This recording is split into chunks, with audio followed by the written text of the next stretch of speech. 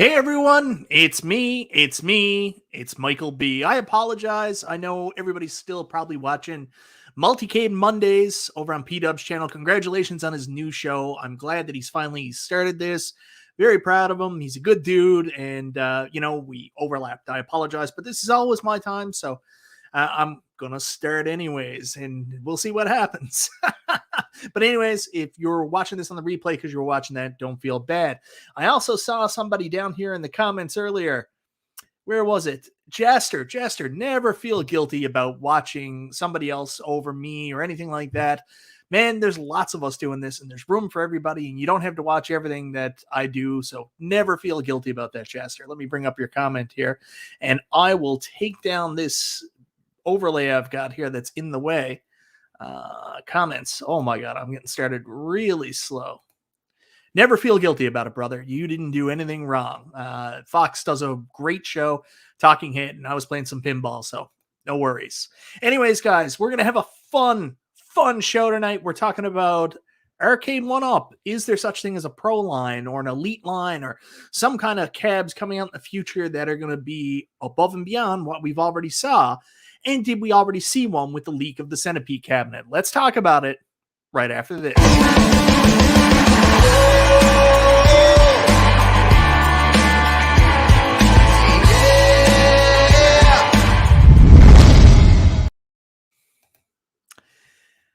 Hey everyone, I see a lot of awesome people here in the comments. Mike Sarna, Zero Hero, My Retro Life, what's happening? Guys, everybody, if you haven't yet, subscribe to my buddy Tyler, My Retro Life, one of the best channels on YouTube, and congratulations, Tyler. Tyler posted a short the other day of him opening his Xbox on launch day, and he got 1 million views on that short. Congratulations, Tyler. I'm really proud of you, man.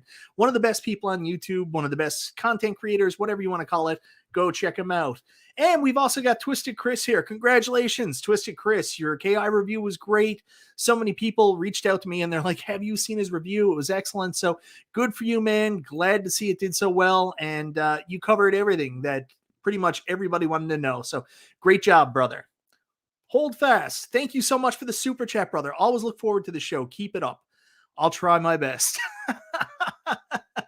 Guys, thank you so much for being here. Like, I really appreciate it. Tonight, I want to talk about the pro line. Now, I'm going to be honest with you guys. The pro line, I know we are getting a pro line, and I want you guys to bear witness to this. I have some inside information that I'm going to share with you now.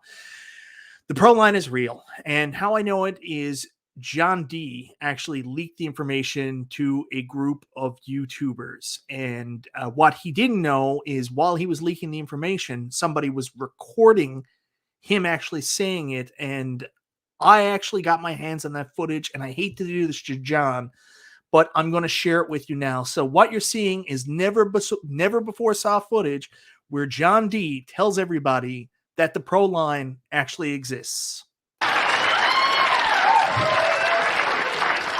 And by the way, they're real and they're spectacular.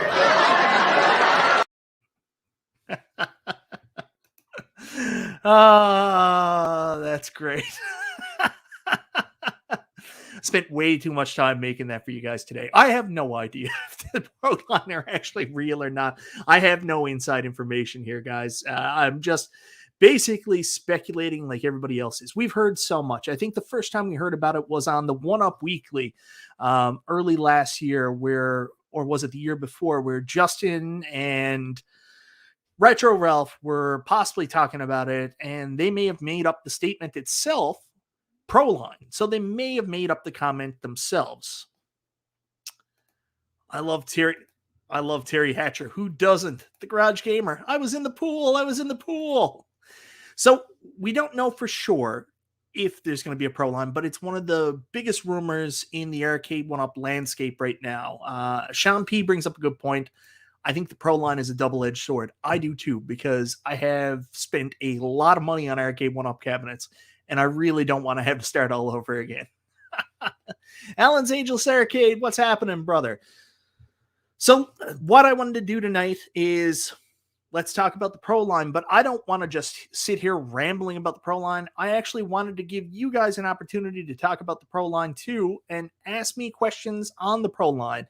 And I will give you everything I know, everything I've picked up from conversations I've had with other YouTubers, with people from Arcade1Up, from retailers, everything I can tell you, I will tell you that information. And let's discuss not only the Pro Line, but what we want to see in the Pro Line. Are these going to be dream cabs? Is this going to be nothing? Mike Sarna, let's just switch the conversation to all things Seinfeld. We could do that as well. All right, so what I'm going to do, guys, I'm going to throw the invitation out here in the chat. And I open this up right now. For you guys, whoever's brave enough, if you want to pop into the chat, I'll see you right here in my StreamYard link. This is one of the really cool things about still having StreamYard. I accidentally never got rid of it last month when I was supposed to. So I have it for another month. So I'm trying out some things I've never tried before. Like one, inviting people to come on to ask me questions. So tonight we're going to be talking about the Pro Line. It's like a call-in show. You guys jump on. I'll take a look. The one thing to remember, if you're going to come on, make sure you mute this video in the background so we don't get an echo. I will tell you that picture that's out there. I'm going to show a couple images of it right now. I had to get these this afternoon. I want to say a huge thank you to a couple other content creators in the space that we have conversations with and share information. Console Kits, Nostalgia, B-Kong, P-Dubs. I went on a search and really had a hard time finding these pictures earlier today.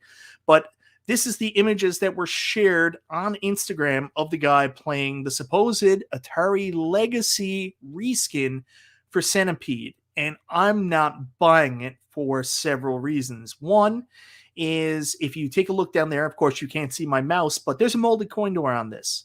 That's not a Legacy unit. Legacy units have stickers, not molded coin doors. If you also look at the way the panel comes out, I mean, this doesn't have your traditional J panel. This is no longer that Arcade1Up form factor, and I'm not even talking Arcade1Up form factor when they do it really right like they did with Tron. This is a whole new animal. That's my impression. But then if you see it from the side, it looks a little bit more like a regular Arcade1Up cabinet. It looks like it's the regular height. It's got a riser, so it's kind of hard to tell. We go down to the final picture, and this is the one I cut it out, and you can see the gentleman playing. I know Cool Toy, if he was here, he would say, man, I wish that was me. Anyways, we have our first person joining us.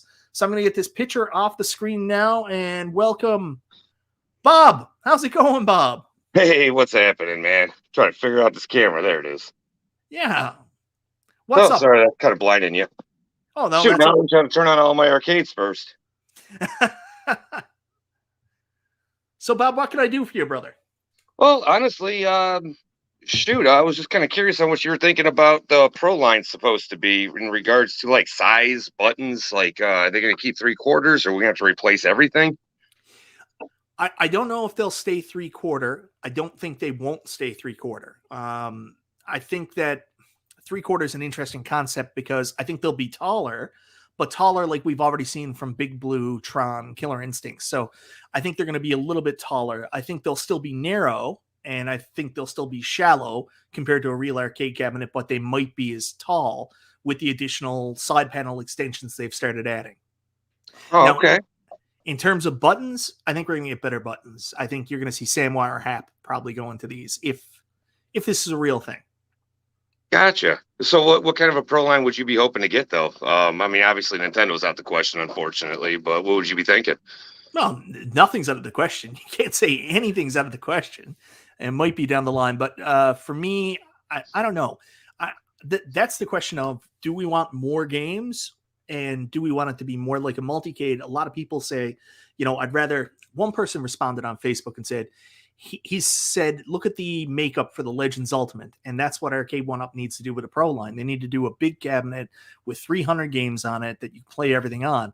And I don't know if that's really a Pro Line. Like for me, I want to see them recreate original arcade games. And I don't care if it's less games. I want it to be arcade accurate as much as possible, but in a price point that we can all justify without all the problems that come with real arcade hardware.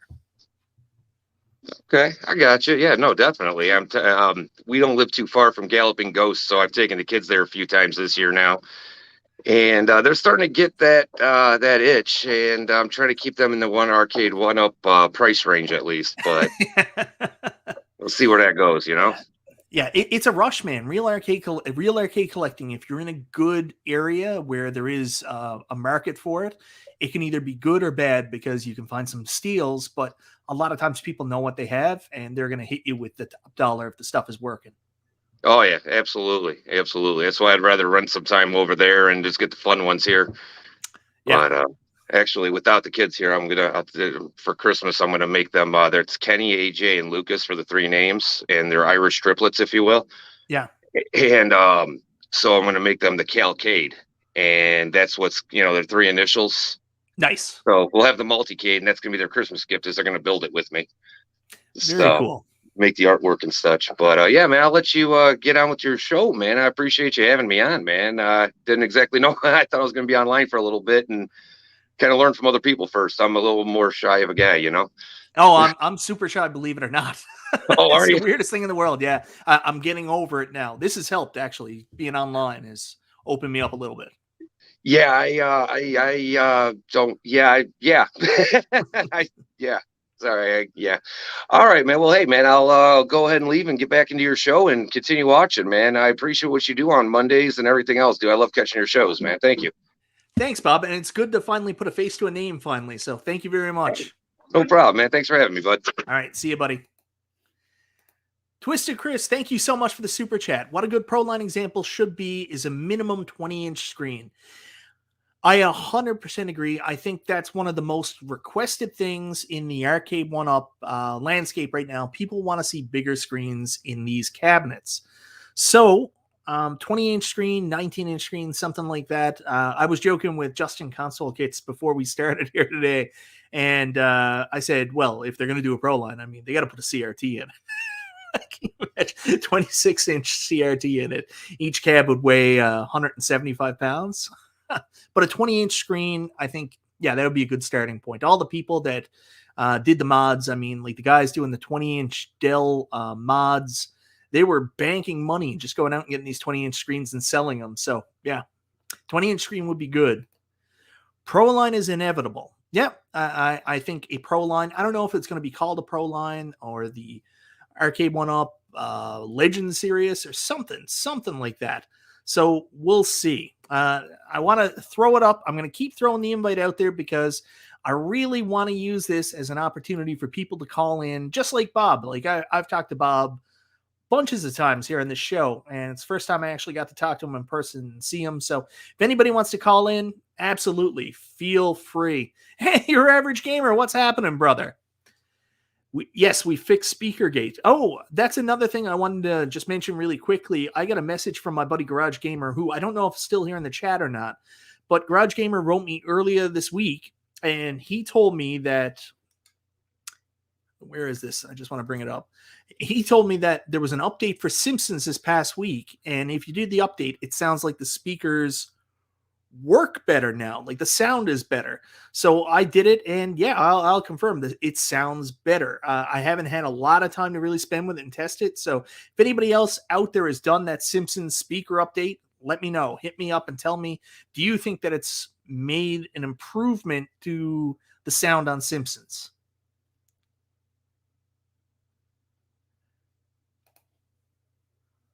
Zero here. Try our new Pro Line. Better buttons, better sticks, a little bit bigger screen, and we got the same riser.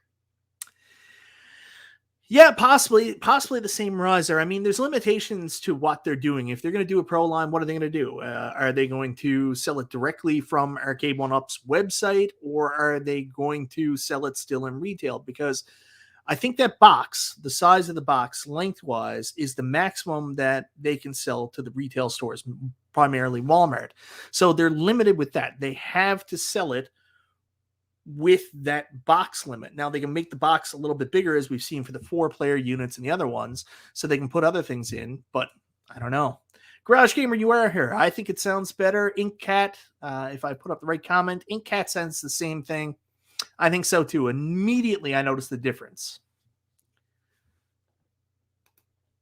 Pro Line higher riser, control panel now 55 inches high to get to the screen in view. Interesting. That's the one thing with these cabinets I'd like to see. I'd like to see the screen a little bit higher. I do find the screen a little bit lower in the three-quarter scale cabinets. I was reading Garage Gamer's comment, and I started reading it online live. ProLine should have SAMWA buttons and joysticks at least. I think if Arcade1Up are going to do a ProLine, I think what we are going to see is, in fact, them listening to the community. So we've been saying all along, hey, man, the buttons suck. The buttons aren't great. The sticks aren't great. I don't want to buy these things. Unless, they have better sticks and stuff like that. I think they'll put them in. I think we'll either see SAMWA, HAP, one of those ProLine controls be going into these cabinets, and that's part of the ProLine. Also, I want to, Dreamcast Kyle, I don't want to forget your comments, so I'm going to bring it up here, but I want to go back to the picture. And if you take a look here, one of the other things people complain about is there's certain button configurations we never get. And I don't know if you see up there, is that their version of the Volcano button tops? Like, you obviously can't see my mouse. I keep expecting you to be able to see my mouse on screen, but is this the Volcano button tops? So we're going to get more fine-tuned details like that, like the real buttons. We won't just get imitation buttons put in there. They'll actually have those buttons in there, and maybe they'll even do more with the molded coin doors. Who knows? This could just be a legacy cab. I don't know, man. That molded coin door leaves me with some questions. This could be all something about nothing. Much like, for the people that might have missed it earlier, the video I showed where John D announced this. And by the way, they're real and they're spectacular. Okay, last time I'll show that. It's too funny not to show. I like it too much. So Dreamcast Kyle, I'm thinking if they do ProLine, it'll be by order basis off their site. Yeah, you might be right. You might be 100% right, Dreamcast Kyle. That's the thing. If they're going to do the ProLine and they're going to do things that maybe Walmart is not going to be interested in doing, like, say, for example, they don't go with a riser. They go with bigger side panels, and it's a bigger box, bigger exterior. They might have to do it off their site. Mike Sarna, thank you so much for the super chat, brother. One thing is clear. If all you do is buy a cabinet and replace sticks and buttons, there's a disconnect with the product and the customer's expectations. I agree. I completely agree. And I think they look at this. Smart companies look at stuff like that. When people keep leaving that feedback, like, it's a good cabinet, but I got to replace the marquee. I got to replace the buttons. I got to make a riser for a riser. They're going to take that feedback and see a need in the community to make another product. And maybe this is where the idea for a Pro line or Elite line of cabs comes from.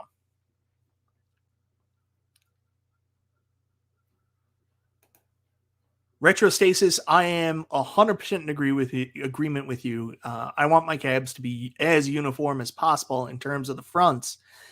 So I would like them to be all the same. If they're going to have coin doors, have coin doors. Whether it's stickers, whether it's those beautiful molded coin doors, just make them the same. It drives me nuts. My OCD is crazy. Nate UT, ProLine will be for 1% of their customers. Most don't know or care about inferior controls. It's interesting you say that. I've heard that statement before. 1%. It's the 1% that are the whales, the guys buying all the cabinets. The 1% that are the people that want to recreate the authentic arcade experience. And I mean, it could be. But that 1%, is that 1% of their customers or 1% of their target demographic? That's, I don't know. I don't know. It's hard to say.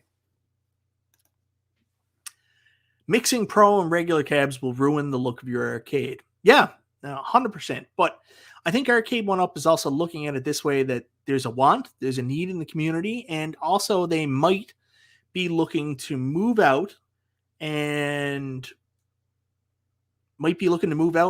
try to make a dent in the real arcade home space, because there's people out there that, are leaving comments like, these are just too small. They don't have the right controls. So maybe they're thinking there's people out there they're missing that they can catch with these. So they're not necessarily making them so you can stick them into your arcade, but that you already have filled with Arcade1Ups. Maybe they're trying to reach new people.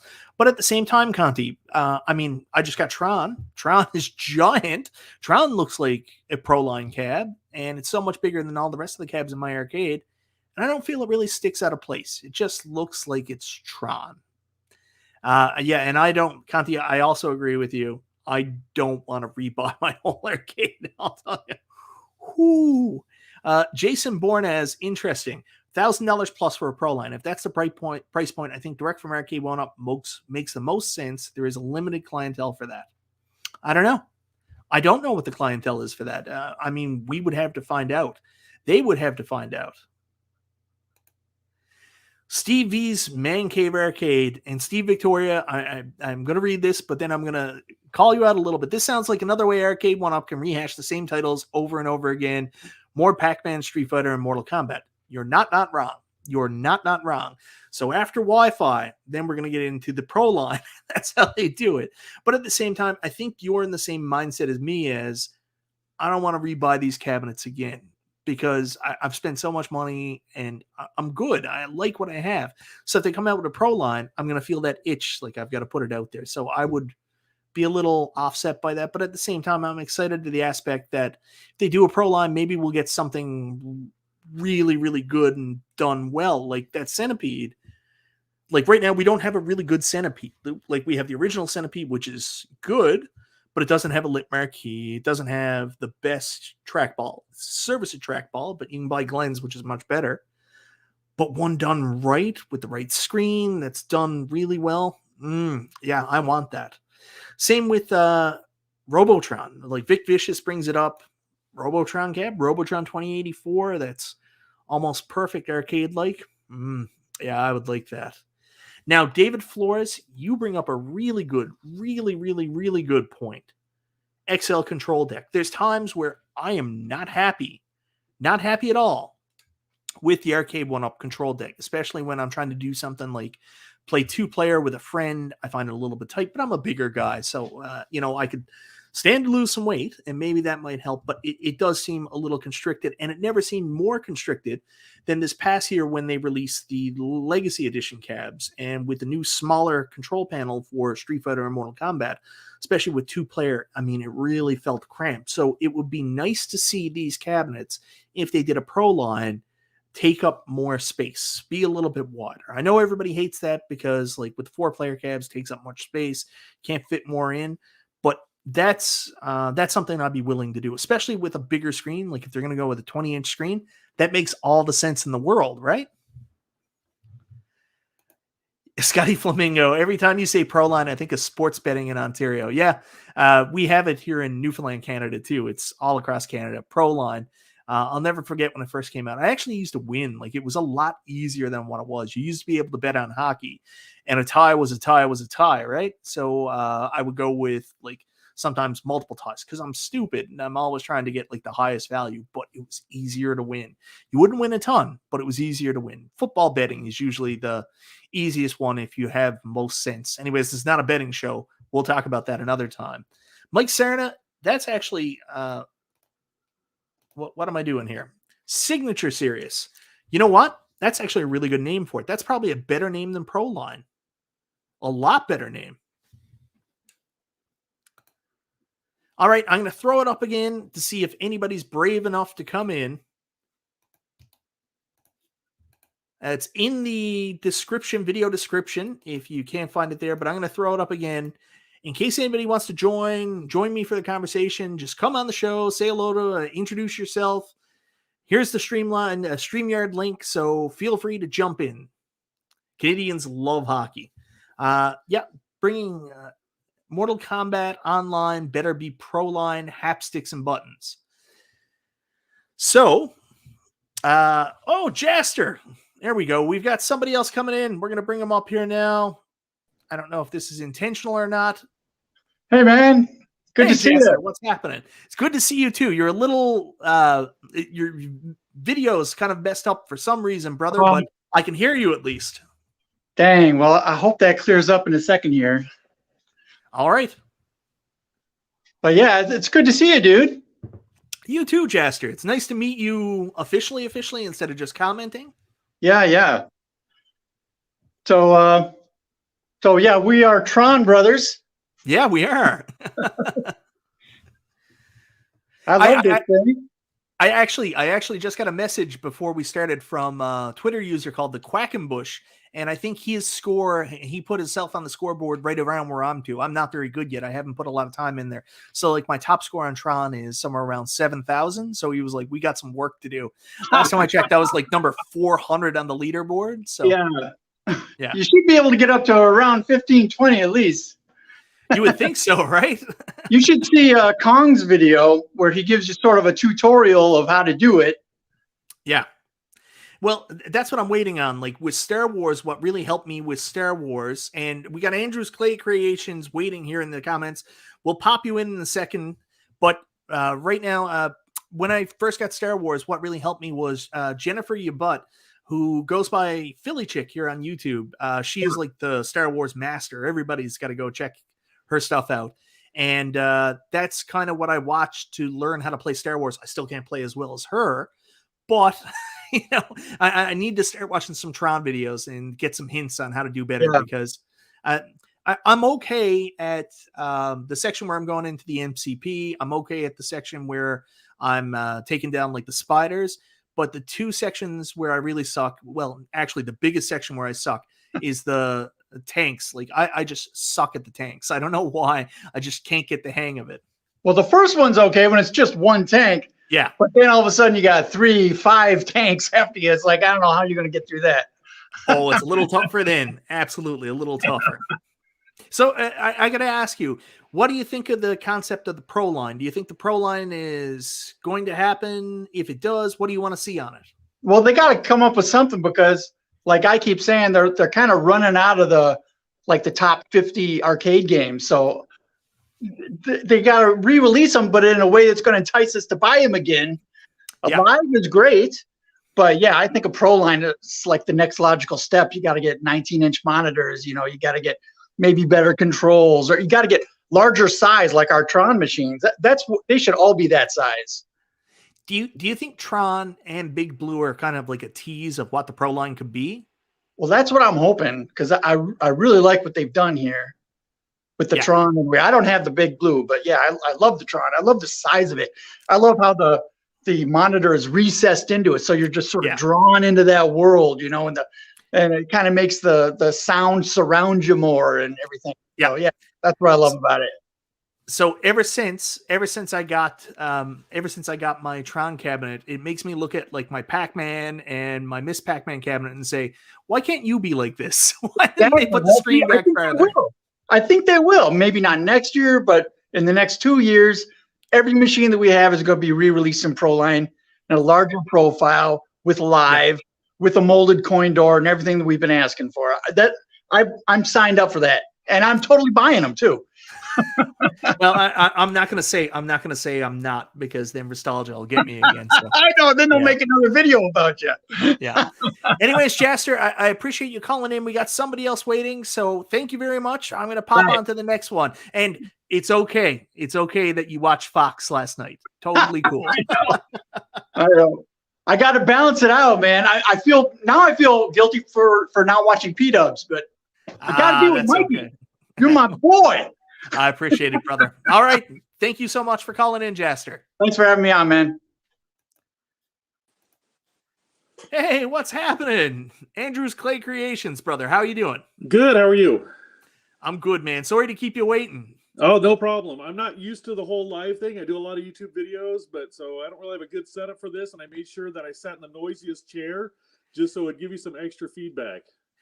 That's the way to do it. When I do my YouTube videos, like my actual produced videos, when I'm down in my arcade, I sit on an Arcade1Up stool and it creaks like you would never believe. I don't know if you've ever heard it before, but it's just the whole time. They're terrible. Oh, no, I like them. I actually have 9 now, so I've seemed to have lost all control for those as well. Stools, but like as far as, to sit in them, and they're noisy in the chair I have now. Yeah. So. Awesome. Yeah, so what's happening, brother? Nothing. I just, have to give my 2 cents on this, and I definitely think a Pro Line's a good idea. I would like to see it on cabs if they do a Smash TV or Robotron. Something where we're going to get higher quality controls with those unique control layouts.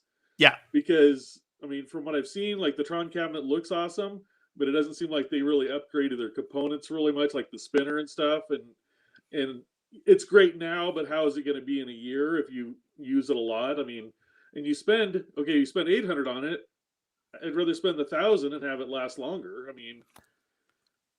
Yeah, I agree with you if that's the direction it's going in, and that would be a huge selling point for the Pro line is the durability and long-term direction. It's kind of a crapshoot with Arcade1Up because you spend so much money right now, like here in Canada. I just spent. We were lucky with Tron because it was only $769 here in Canada compared to $699 in the US, so we saved a little bit of money. But still, by the time $769 you work tax into that here. That was almost $900. So you think about it, you're making a pretty large investment at that point. Right. This is no longer, a $299 or $399 purchase.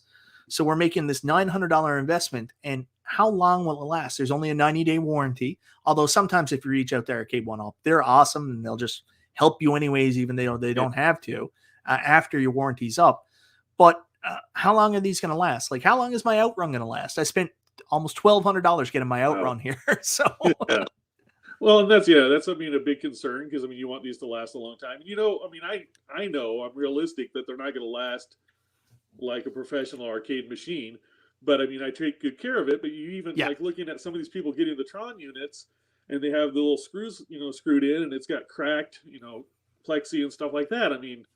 That's something. You shouldn't get that at any level, But no. Hopefully, with higher quality components in a Pro line, you don't have that as likely. Yeah, I think honestly, I've been doing this for a while and talking to people from Arcade1Up and people in the community. I think their development process is just so lightning fast that sometimes some of the things that we say is like, how did this make it to the store? How did it make it to the store level? I don't think there's actually a point where they have a final product quality tested before it actually comes out. Like you even seen it. Twisted Chris got his demo Killer Instinct, and he only got it like last week. And he was the first person to get one. GameStop got one a couple days before. And then already like a week later, and this is the first testers. These guys are testers. Already the shipping ports already have Killer Instinct coming into the shipping port. So like how much time was actually there for testing of these units before they actually went to retail? Right. So his feedback isn't going to do him any good unless they make changes to future units. But that's right. Still kind of, screws over the guys that already have them ordered. Yeah. So it's so fast. And I think that's just all they can do. That's the way their business works. So it's not, they never want to do this. Digipunk, I see you there in the waiting room. Sorry about this. We'll get to you in a minute. But I think that's just the process. I don't know. If they do a Pro line, they're going to have to work those kinks out. They're going to have to work with better, more reliable warehouses over in China or wherever they're getting these made. Because if you're paying for a Pro line, the marker fix for the damage to the cabinet isn't going to work anymore, is it? Right. Match that color. Yeah. Yeah. So anyways, anything else you want to say about the Pro line, brother? No, I hope it happens. I would rather spend, as silly as it sounds, I'd rather spend $1,000 per cab here in the US for a really good cab instead of $800 for a cab that's a little bit better than what we were getting at $300 to $400. If that makes sense. Yeah, completely agree. I'm all over the place on that, but yeah. So if I'm going to spend the money, I'd rather spend a little bit more and get a lot better quality product. Yeah. And Twisted Chris is actually watching the show. Thank you so much, Chris. They're not coming out till January, supposedly. They won't release until retail, until online beta test is finished, according to what John D told me. So that's coming directly from Twisted Chris and from John D. And maybe the information for the port authorities receiving the Killer Instinct might not be 100%. We'll see. And some of that might be the beta testing is more for the firmware side of things. Right. And that's something they can. Yeah. Fix. And that's the best thing about all these cabs being Wi-Fi connected. I said this since day one. Right. Man, just the fact that they can update with a very easy process makes it so worthwhile for all of us. Like the other day, turning on my Simpsons cabinet and just boom, we get an update and then all of a sudden the sound is better. That's exactly why these cabs need Wi-Fi. Right. And that's something, I've had the At Games Legend since it came out, and it's definitely a lot better machine now than it was when it came out. So, yeah. All right. Well, but maybe they could slow down the updates a little bit on that. they're a little excessive, and I half the time I don't even touch them, but when they're there, it's like do a group of them, and then it is a noticeable difference. So, yeah. All right. Well, thank you so much, Andrew Clay Creation. I really appreciate it, brother. Yes. Thanks for having me on. You have a good night. I'll watch the rest of the stream. All right. Thanks, brother. Yeah. Digipunk. Hey. So to finally meet you face to face, brother. Yeah. Long time commenter, first time caller. I always look forward to saying that when I call in. That's my favorite thing. What's happening, brother? Not much. And kind of curious about this pro line you're talking about. I would definitely be in for like Dungeons and Dragons and some of those light gun games. For sure. A pro light gun, like if you think about it, it's not really a light gun, but they're going to be releasing T2 this year. And there was a lot of concern about the fact that Terminator 2 is not going to have the same control components with the guns because frankly, they're pull-out guns. But John D pretty much explained why that's almost impossible, because with the very narrow cabinet, you can't do the guns the same way because you won't get full movement on the screen. They just don't work. But if they did a pro line, they can make it a little bit bigger and actually have the original guns in there, the original controls. I think that would be a step in the right direction if they're going to be bigger. Definitely, yeah. I think I wouldn't get too excited about newer titles just yet. I think when the Pro line comes out, it's more so going to be titles we've seen before, more arcade correct. Like I was talking to B Kong, Kong's R Us on, what was that? Super Game Room Dudes. We did a big show there a couple of weeks ago, and we kind of talked about the Mortal Kombat cabinet, and the Mortal Kombat Online cabinet looks to be one that might be a pro cabinet. So we've already seen Mortal Kombat, so we're going to see a better version of Mortal Kombat. Well, there'll be a bunch of people in the community be excited about that one. Yeah, me being one of them. I don't need it, though. No, I don't either. But can't help myself. So what else is going on? Anything, man? Just digging into the 40th anniversary Miss Pac-Man cocktail right now a little bit. Haven't had a lot of time to play it, but I'm digging it so far. How is that? I saw one at the Brick here in Canada, and I second guessed myself and didn't buy it, and went back like a couple days later and it was gone, which my wife was probably happy about. But I'm interested by the light up underneath the table, like on the control panel. How does that look? It's perfect. It's a lot better than what we've seen in Marvel vs. Capcom and whatnot, because it's more evenly distributed. It fits better. So that's nice. Comment here from Tim Hudson. I'll ask you about it while we're here. Yeah. A lot of people, even though this is not even a thing yet with the Pro line, are all assuming the price point's going to be $1,000. What do you think about that? It's obviously going to be more expensive. Yeah, I'd say the max they could go is probably $1,000 to like $1,200 at the absolute most, I think. Okay.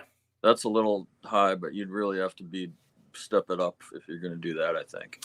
Yeah, a popular comment that detractors from Arcade1Up products always make is, you're getting pretty close to a real cabinet at that point.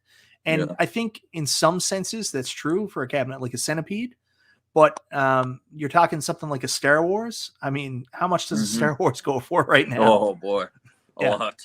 Yeah. Oh, all right, man. Well, Digipunk, thank you so much for calling in.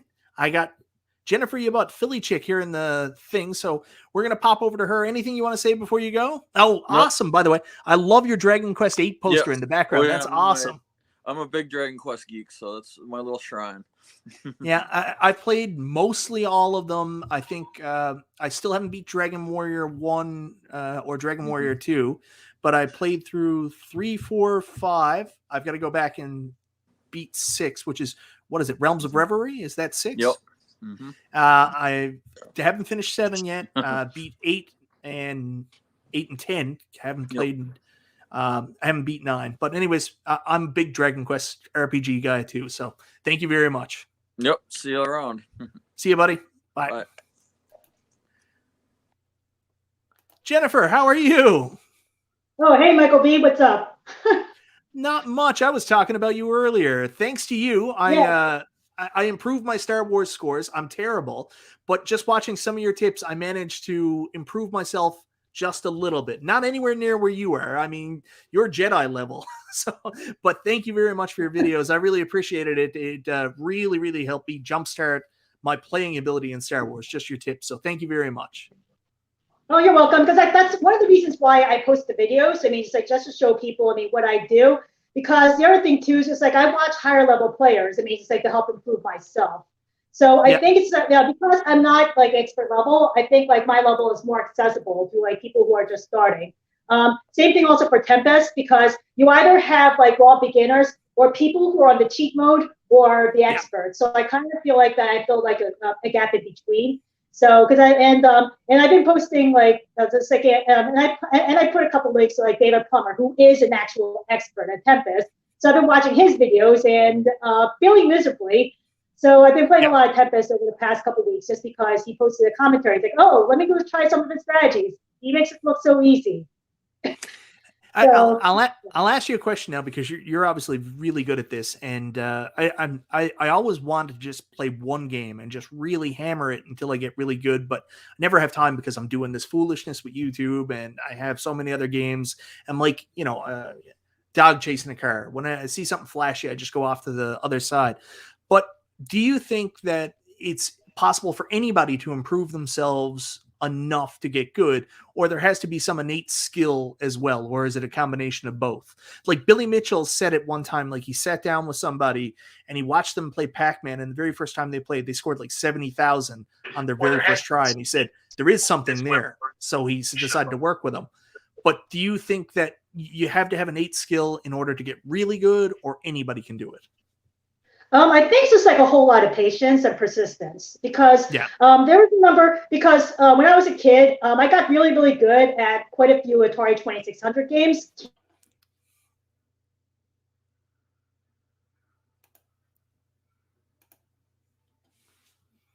I don't know if I froze or you froze, Jennifer. I really hope it's not me. I'm sorry. Yeah, sorry, my phone. Yes, it's like my tablet is like waking out on me, so that's the reason why I'm also having to look at my phone, because there's a as it's like my smartphone is right here, my tablet's busy waking out on me, so that's the reason why I'm like looking at. That's the reason why I'm looking at both. But I mean, it's like, and there was like a number of like Atari 2600, classic NES, and Super NES games I got really good at. I'm probably extremely rusty now because I'm also like 3 decades removed from some of those games.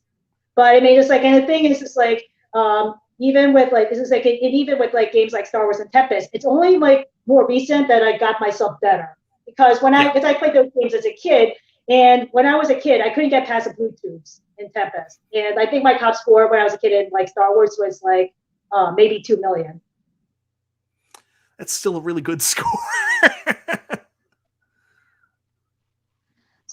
So yeah, like it's just like a lot of patience and practice. Yeah. That's why Jennifer, that's what I say constantly. So Jennifer, what do you think of this concept of the pro cabs? Do you want to see Arcade1Up go down this path? Tron wasn't a pro cab? Well, we don't know. Tron might be an early example of what a pro cab would look like from Arcade1Up. Minus, I think the controls would be a little bit better. But everything else, I mean, was world class. Like, I love my Tron cab. It's very pretty, very tall. So I don't know. Yeah, because I even thought that T2 was very ambitious. Yeah. I mean, just like concerning, like it's very graphics, because Killer Instinct and it's like in T2, they both have very ambitious graphics for Arcade1Up. So I was already thinking that they're moving toward it. And even with the complainers who say T2 only has one game, it's extremely graphics intensive. I think like even like pushing one game was like it's pushing it, and also with like basically Killer Instinct 1 and 2, they're very graphics intensive. So no, you're not going to fit 12 games. I mean, it's like with games like that. So because I was one of those doubters, as like you said, they'll never do K2. The processor is not strong enough. Same thing also with Star Wars Trilogy. I mean, just like I can barely play it. Like I can barely play that on my laptop. And not that I'm a huge fan of Star Wars Trilogy anyway, but you have like these games. I mean, it's like, and I think people need to temper their expectations about like how it's like and how powerful the chips that are needed, and even with the controls, because you mentioned Star Wars earlier. original Star Wars cabinet goes for like $2,500, and most likely you're gonna have to replace a bunch of stuff in it. And then and the other thing too is just like, and even with the old Vector monitors, I mean, just like the Barcade Instagram said about how hard it was to fix Tempest because the monitors were always breaking. Yeah. That's got a very specific monitor too, doesn't it? It is, because like the Vector monitors, it requires, I mean, it's like for the old Vector games, Star Trek, Star Wars, Tempest. You can't just throw and slap any old CRT in it. It did require it required like a very specific monitor. And I think like somebody even said that if you install it wrong, it'll catch fire. Wow. Yeah, I watched an episode of John's Arcade, a recent one, and they were doing it was one of the ones where I think they had the Major Havoc cabinet, and they were putting in one of these new board sets that allowed you to play a lot of these games. Like it was Tempest, Major Havoc, and a couple other ones all on the same cabinet. And while they were doing it, the monitor actually went out. Like it's just nightmare territory at that part, because they had to go and like basically get the exact same monitor from another cabinet in order to make it work again. Right. And it's not like that it's just like that companies are making these old monitors anymore. That's the other thing. Yeah, I mean, it's disappearing. Like it's hard enough just finding regular CRT tubes at this point. Right. So, and even like people, I mean, it's just like even people who are going on about like, CRTs, it's like, okay, good luck trying to find another one when yours breaks, which it is. Yeah. So, but I think, it's just like my things, it's like people need to temper expectations, because like stuff isn't going, it's just like, there's always going to be something wrong, even with like, as it's like, act games and like IR Arcade. It means like people are going to find stuff. It means like critique. I mean, I have my own critiques for both of them, which I spattle off at length, so I'll refrain right now. But I think like my biggest takeaway is just like, temper your expectations. I mean, I grew up like playing these games as a kid. These cabinets are 40 years old plus. So my brother has an original Gauntlet 2 arcade. It's just like an arcade machine in our parents' basement. The red joystick has been busted, and it's just like, and the joystick probably needs to be replaced because he bought that back in the 90s. So that's like the other thing too. It's not like, I mean, just like, there's certain components that are going to last for a while. Like the cabinet itself will probably like last for a lifetime, and it's made for that. But the controls, the screens, and everything else, I mean, just like they need to be replaced. And you're not going to be able to find like these old, it's like a lot of these old parts. I mean, joysticks are one thing, but original CRT monitors are something else. Yeah, absolutely. Jacob, I do see you there in the waiting room. Sorry, brother. I'll just leave you a couple more seconds. Jennifer, I noticed you're there on your Pong pub table. How do you find that? Yes. I love it. I mean, it's like I've been really, really busy at work, so I haven't been able to play that much on it. But I mean, just like I never really played Warlords until I got this thing, and I find it to be a lot of fun. I brought my Pong countercade to my folks' house for Thanksgiving. One of my cousins and his wife were playing with it, and then they were like, "Where'd you get this?" So I sent them a link. So I'm like, "Okay, I think I started the new addiction to somebody else. Sorry." But the one thing, it's like, and Tempest plays very well in it, but the perspective is like it's different, like looking down at it. So I actually play worse than the Atari Legacy, but I am looking forward to like having some company over here to like actually try this out. So, but yeah, I love it. So Garage Gamers here, Jennifer is the best Atari Star Wars player. We all agree. And so there's so much conversation about Arcade1Up getting into esports and doing these online leaderboards. I think we all want to see them re-release Atari Star Wars because we want to see you at the top of the leaderboards, Jennifer. Would you rebuy it if they came out with an online leaderboard Star Wars? I might have to replace it, at least like with a PCB and a monitor, but I'm also strongly suspecting that the real experts are going to come out of the woodwork, because I did cross paths. I mean, it's like with other better Star Wars players on Facebook. But I mean, just like I don't think they post as much, because like the thing is, it's like in the grand scheme of things, compared to the real experts, I'm really not that great. But it was good enough for me to win a free stool from Arcade1Up. So there you go. Yeah. So who is it? Robert Murzak that was in that movie King of Kong. He's the world champion Star Wars player, right? Or so I think so. It's like I think the solo score is like it's 300 million or something like that. Yeah, it's crazy, and he's got like a marathon score too. Like he's the kind of guy like he can basically go and sit down in an arcade and just play Star Wars nonstop without losing. Right, because it's like that one 22 million game I did. It took me 3.5 hours, and I was tired. Yeah. It was just like 3.5 hours is a very long time to sit. It's just like to sit and like playing. It's like playing a game. I am not in my 20s anymore. So No. after that, I was just like, okay, I'm done. Yeah, I just got 20 million. I'm going to take a nap now. Jennifer, thank you so much for being here. It's so nice to actually talk to you and get a chance to tell you face to face. I probably said it over Facebook and YouTube a bunch of times. Thank you so much for posting your videos, showing us the way and how we can get better in Star Wars, and keep it up. And maybe you can steal that Tron cabinet from your brother and you can show us how to play that one too. He lives in France. It's going back with him to France when he comes over for Christmas. So I'm already looking at my living room and I'm like, okay, what can I move around? But I just gonna have to wait till after Christmas. But I already spent way too much money this season, so it's gonna have to wait till like January at least. Yeah, me too. Anyways, thank you so much, Jennifer. I want to get to the other people. I'm sorry. So I'm going to pop them on and hopefully we'll get to do this again soon. Okay. All right. Have a good night. You too. Jacob, Hello. what's happening, brother? Sorry for leaving you so long. Oh, no problem. Thank you for taking the opportunity to engage with the community in this way. And it's very much an honor to be on the show. No, it's an honor to have you. You did the list and you put me up in the S tier, was it? Thank you very much for doing that, brother. It was for fun. But yeah. So to really engage in the conversation, I'm really curious. In terms of a pro line, how feasible is it for a company of their size to be creating these pro level cabinets for, arguably what one could say is a relatively small base? Because I guess I'm curious to know, like, if they do develop a pro line, how many people realistically are going to buy it? Is it going to be like the 200 community members that are asking for it? Is there like a larger group that maybe we don't know about? And so I'm curious of what your take is on that. Yeah, that's the $1 million question. Who are these cabinets for? We've got that Facebook fan group, the Arcade1Up Facebook fan group that Glenn and a couple other people started. And it's 20,000 strong. And it seems if you look at that, they're all saying the exact same thing. There's 20,000 people saying we're willing to pay more, but what we want is we want better controls. We want a bigger screen. We want, closer to the real arcade experience. We want better better marquees.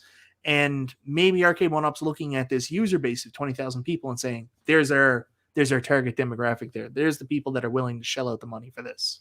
Yeah, definitely. And then I guess to play the other side a little bit, I'm curious. I think it's a good opportunity for them because I guess most people don't know they actually own the patent. Arcade1Up owns the patent for 3/4 scale arcades, which is why iArcade, like MVSX, they can't really do it because they own that property. So I guess I'm curious on the other side. I think it's a great opportunity because they'll be able to enter this space that no one else really can, but also I think it'll also sort of compete with their mission statement because their goal is to make 3/4 arcades. And so I think, making a pro line, will it step out of that mission statement, and will they be creating stuff that's actually more authentic in it per se? Well, that's the question. Do you think the pro line will be any bigger? If you take a look at this, and if we are assuming that this is the pro line, like when I show this dude here, that still looks pretty small. That still looks like a 3/4 cabinet. We might see some additional height added by the extenders that they put on the cabinets, like Tron and Killer Instinct's going to have extenders, but I think they're still going to be 3/4 scale. I don't think they're going to be full arcade cabinets. Yeah, that's a good point. Yeah, I think I'm curious to see really what upgrades they can do while fitting their like their margin lines, and while also fitting that 3/4 scale, because I think realistically there's only so much you can do. If you're going to do like IL sticks, I know that I believe people have to cut part of it to make it even fit within the current Arcade1Up system. So I think I guess I'm curious to know what they can really do, because I think if, in order for them to make a profit and appease the community, it's kind of a fine line. So do you think they're going to be more than $1,000? That's a good question. I think it will probably ride the line of $1,000 because I think in order for them to make sense and for how many people they are interested in the actual Pro line, they are inevitably going to have to raise the cost because they obviously have to meet order minimums. So if they're not meeting like order minimums for their factories, like they're gonna have to present like a a pretty high and substantial number for a cabinet. Yeah, that's a good point. All right, Jacob. Well, I apologize. I've got a buddy of mine here, and I know you waited so long when I was talking to Jennifer, but I got a buddy of mine, problem. Steve Victoria, here, and I know that he might be at work right now, and he might be trying to jump on the stream while he's at work, so I don't want to get him in trouble. So, Jacob, it was nice talking to you, and hopefully we get a chance to do this again soon sometime, brother. Indeed. Take care. Have a nice evening. See you, man. All right, my buddy Steve Victoria. What's going on, my Canadian brother? Steve V's Man Cave Arcade. That's the channel, right? That is right. That is correct. So you're at work right now? I am. So I ended up talking to my coworkers, and I asked if I could take a final break a little later than usual, just so I could pop up on the show and talk to you. So I have missed some of the conversation, but I have a general idea of what you guys are talking about, and I did pop in there for a short time, and I caught a little bit. So. All right. So, Steve, Pro Line, you're like me. We're out of room. We've already replaced so many cabinets. Like, it doesn't make sense anymore. Are we going to do it again for a Pro Line? I want to say that I'm not. I don't know if you've seen the latest video that I just did. It's literally about the fact that I've replaced these same titles so many times. Pac-Man, Street Fighter, and Mortal Kombat. Every year, I've replaced them with an upgraded version of that exact same cabinet. Just, more games, better form factors, all the bells and whistles. And I don't know, like, I'm just at that point where, like, I'm thinking, should I just stop and enjoy the one that I have than trying to chase the next version of that same title? Because I've gone to the point where there's not really any titles that I want to lose. So I am literally just buying new versions of this same cabinet. I don't know if I'm crazy, man. Well, I said the same thing. I have 2 versions of Street Fighter in my arcade right now, taking up space. Why do I have that? And Conti, who's just here, our buddy Conti. So Conti, you know what? We should do a Canadian stream one night. Like, just figure it out and just do all the Canadian, like, 100%. Arcade1Up fans and just get on and talk about our experience. 100%, man. Conti says you have more room than he does, even. I do. I mean, with me, like, when I first started collecting Arcade1Ups, I kind of had like a cap off of 8. I thought I was just going to get 8 and then call it a day. I went past that. Then my cap off was supposed to be 10. Well, now I have 11 cabinets. So I'm saying that I'm done at 11 because it's to the point where I feel like my basement's pretty full, but I still have room to kind of move around. I got that little pool table in the middle, which everybody tells me to get rid of and get more cabinets. Turf that, come on. But I want to kind of have like a little bit of everything down there. So I feel like 11 cabinets is kind of my max. But I probably could fit more. But I don't know if the wife would be happy if I brought more down. So yeah, it's I mean we're on the same page with that. I know, like, we're constantly having to tell our wives, like, these different reasons why we're bringing in these cabinets, and then we're telling them that it's the last one when they know it's not, and deep down inside we're convincing ourselves that it is, but we know it's not either. So I'm going to let you in on a secret. Nobody knows this yet. Well, they do, but I'm under the belief that my wife wanted to have another baby just so she would have an excuse to tell me not to buy any more cabs. Yeah, man. I mean, I got a little one at home, 5 months, and obviously when you got a little one, it gets expensive, and these cabinets are going up in price. So I'm definitely not going to say that my wife, that we had the little one to kind of make me stop, but I know she does use that as a reason why I shouldn't buy more cabinets. 100%. She's like, we got a little one, we got to use the money for more important stuff. You don't need another cabinet. Yeah, that's why I'm trying to recycle cabs and then bring in more cabs. I'm trying to, recycle this money so that way it makes her feel comfortable that I'm not spending newer money. But yeah, I've tried to justify that way a couple times. Like when I bought Tron, like Tron was such an impulse thing, and I knew I was going to do it. I knew it was stupid. And I was going to do it. So I went there, and the minute they said they had it, I was like, yes, I'm going to buy it. And then I didn't even talk to my wife first. So I called her and I was like, do you want anything at Costco? By the way, I bought another cab. They had it. It was a big deal. Got to go. Just kind of sneak it in there, huh? Yeah. I mean, and Tron, like, Tron was one of the cabinets where every time I saw pictures of it, and now that I'm seeing all the pictures of people posting about it, it's beautiful and it's so tempting to buy. But I don't have a connection to those two games. I get the importance it has in like the arcade folklore, and you know, part of me wants to kind of do something similar to what you're doing right now, and that is collect these cabinets that a lot of people that actually collect real arcade machines like collect those type of cabinets. So like the Trons and the Tempests and stuff like that. But it's just, I don't know, man. It's a struggle. Like I said, with the prices going up, and obviously us trying to, you know, convince our wives that, you know, we're only going to bring in a few more and stuff like that. I just feel like there's a lot of stuff kind of going against, you know, bringing in more and more of these cabinets, at least into my home. But, you know, Arcade1Up has a fan in me. I love their cabinets. I mean, I feel at some point I'm like, I keep on telling myself I'm going to kind of end the collecting, but realistically, like if they do this pro line and they make, you know, a Miss Pac-Man or a Pac-Man that looks almost identical to a real arcade cabinet, you know, Miss Pac-Man and Pac-Man, and you know, if they did just put one or two games, I don't know about that. That would kind of be a little bit of a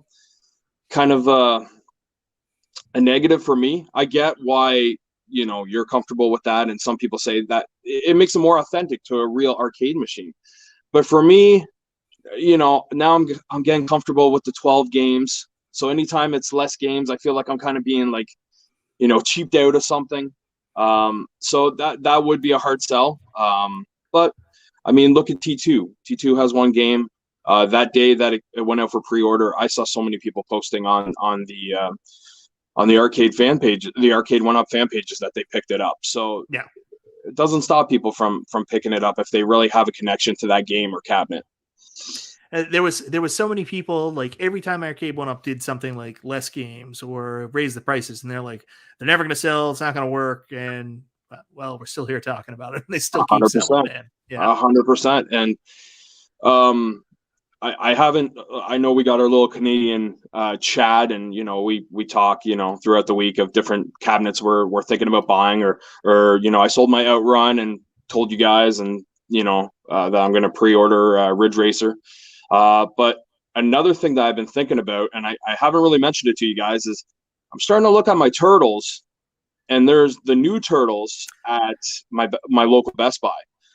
And I'm getting really tempted, man, to pull the trigger on that one, because I look at the coin door on my Simpsons cabinet.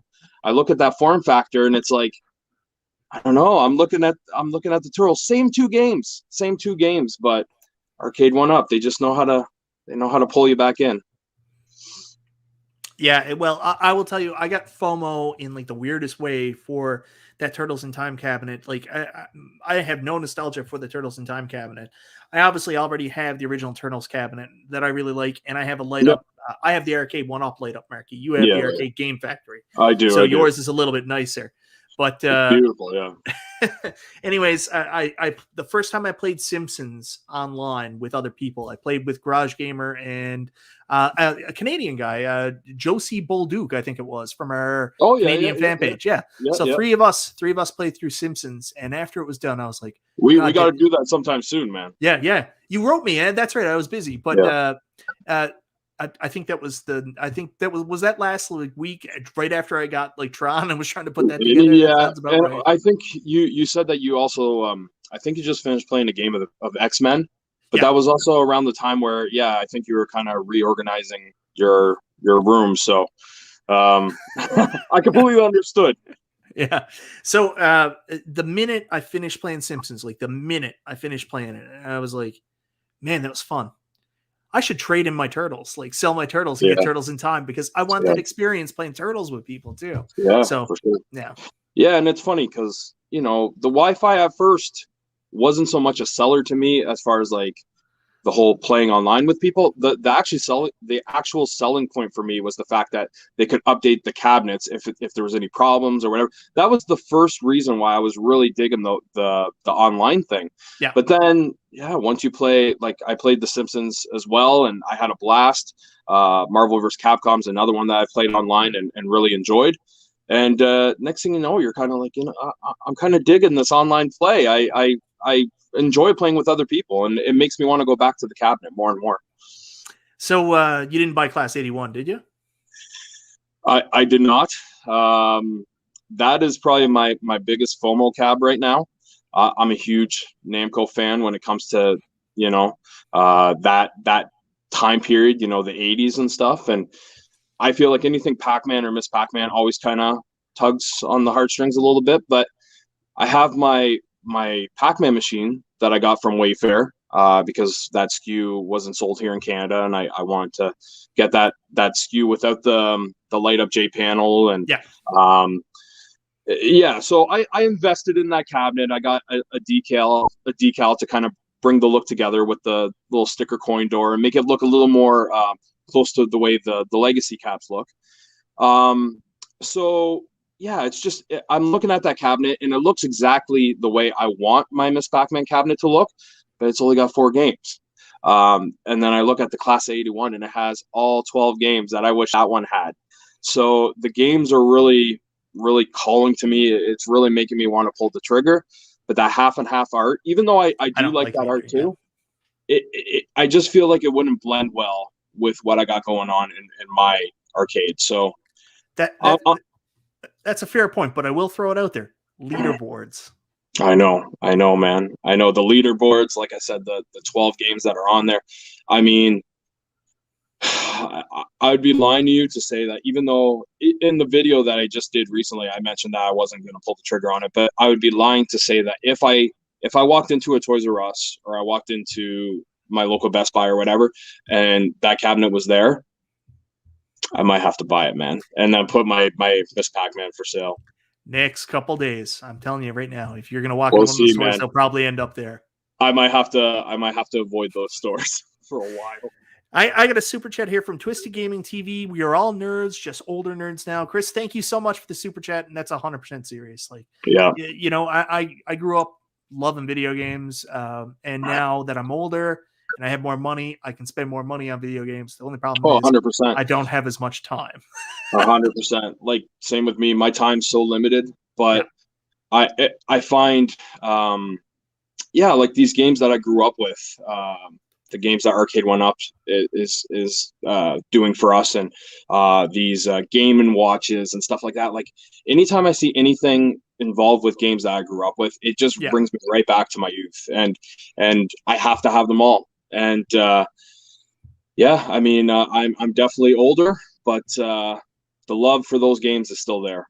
It's the one thing that both Nintendo and Arcade1Up seem to do better than anybody else: sell nostalgia. And 100%. we get hit with it. So, like, you know what I'm doing with my arcade? I'm trying to bring in all these arcade games that are big, like, you know, God help me if they ever release a Journey or a Wacko, because I don't want either of those games, but I'll probably end up buying them just for their uniqueness. But I'm in a weird place where I buy what's nostalgic to me, but then I also buy what I'm interested in because of its arcade significance. So for sure. It's weird. It's weird. And it comes from, like, I know, just like you've been doing, like, I'll watch like John's Arcade or something like that, and games that I don't have nostalgia for, but, you know, like, I see him talking about them, I see how beautiful they are, and, you know, they, like you said, they have that arcade significance. They have, you know, that specialty thing to them. It just makes me want to collect those as well, even though I am trying to just collect the ones I actually have a connection to. But I the Atari Tempest, the Legacy cab, I didn't play too much Atari games growing up, but now I find, like, those are the games I seem to want and enjoy playing the most. And you know, the only reason I haven't pulled the trigger on the Atari Legacy yet is because I did see that some people were having those problems with the control deck, where like the spinner was working, but like the buttons would stop working. I don't know if you saw that. I seen like three or four different people kind of mentioned it, and that kind of scared me away from it.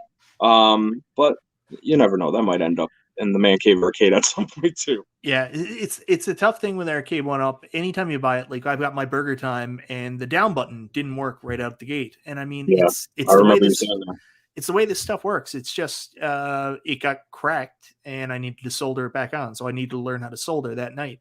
But I mean, anytime something like that happens, it could be something got messed up with the panel underneath, and or as long as it's not something got screwed up with the PCB, because once it's a bad PCB, you're toast. It's game over at that point. It almost, from at least from what I've seen, because again, I didn't have the actual cabinet. I'm just going off of like posts that I saw. To me, it actually looked like it was something with the PCB, because again, the spinner would work, the trackball would work, the buttons just stopped working. So then they would have to get a new control deck. I don't know exactly what happened there. I can't say too much because, like I said, I don't have it. But it scared me enough where I was afraid to pull the trigger on that one, even though I think it's a beautiful cabinet. And 12 solid games. It is a beautiful cabinet. It does suffer. There is some other issues with it that I don't know if people reported. The Rexer show was the first person who brought this up. But with Centipede and Millipede, they're vertical games on a horizontal screen, but on top of that, they're also stretched a little bit, which kind of kills the look of it. So, and those would probably be the two games I would play the most. So that would bother me a little bit, but I don't know. I guess just looking at that cab constantly would make up for it. So nice. Nice. I got a couple super chats here I want to get to before it's too late. All future Arcade1Up Arcade1Up online games need to have voice chat, period. Mike Cerna, thank you so much for the super chats. That would be awesome. I know they're working on it. I know for a fact. I mean, we have voice chat on NBA Jam too. I don't think the headphones are there just so we could listen to the games while we're playing them. That's all I'll say. Yeah. And there was also one here from Hobby Hands. Hobby Hands, I'm so glad I didn't miss this. Mike, my problem is I need space, not just for my cabs, but for my retro computers, lightsabers, action figures. You have no idea, brother. I've got just a whack of toys in storage right now that I would love to have out. I got a complete LJN Superstars wrestling collection up at my parents' house that I got to get down. So, it's tough. When you decide you're going to build an arcade or have an arcade space, everything else seems to just get pushed to the wayside, and you got to find space for it in your house. Like P-Dubs, my buddy P-Dubs, he I don't know what's going on in his house, but like he's got a Marvel room, he's got different collection rooms. He's a lucky duck. He's got a very understanding wife. Very understanding wife. I've got an awesome wife. Lara, what do you doing? You do as well. You do as well. Oh, tomorrow's crazy hair day at school. So Lara has to find pipe cleaners. Very, very exciting. Very exciting. Hobby Hands, thank you so much for the super chat. All right. I usually try to only go an hour, but I excited Steve V to see you here. We should probably do this again sometime. For sure. It's nice to actually talk face to face finally. Finally, right? Like we've only been talking online for almost a year and a half, 2 years now. Yeah, man. We've been at this since the beginning of Arcade1Up's little run here.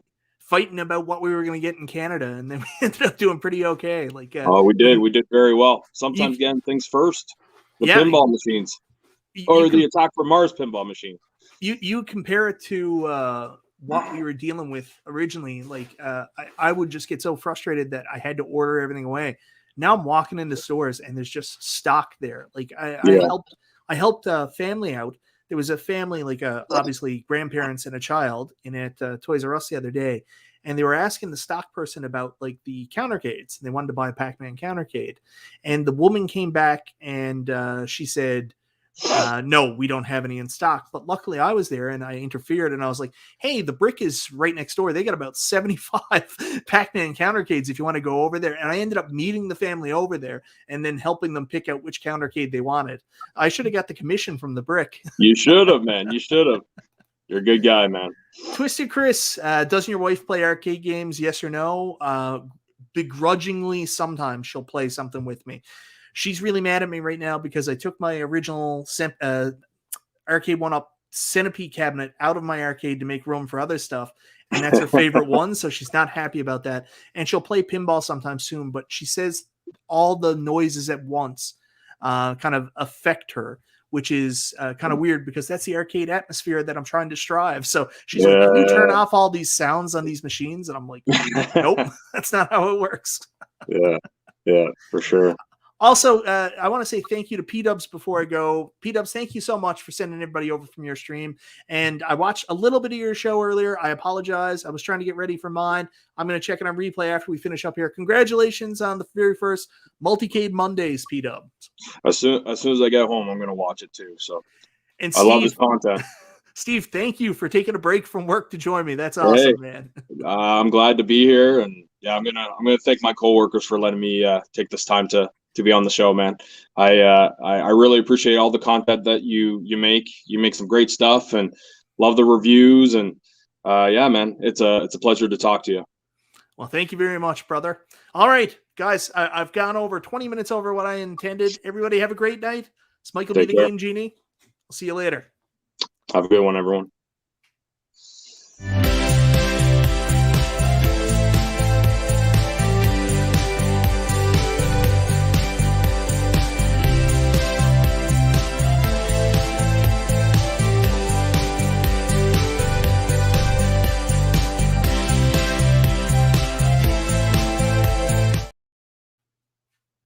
I'm still here. And by the way, they're real and they're spectacular.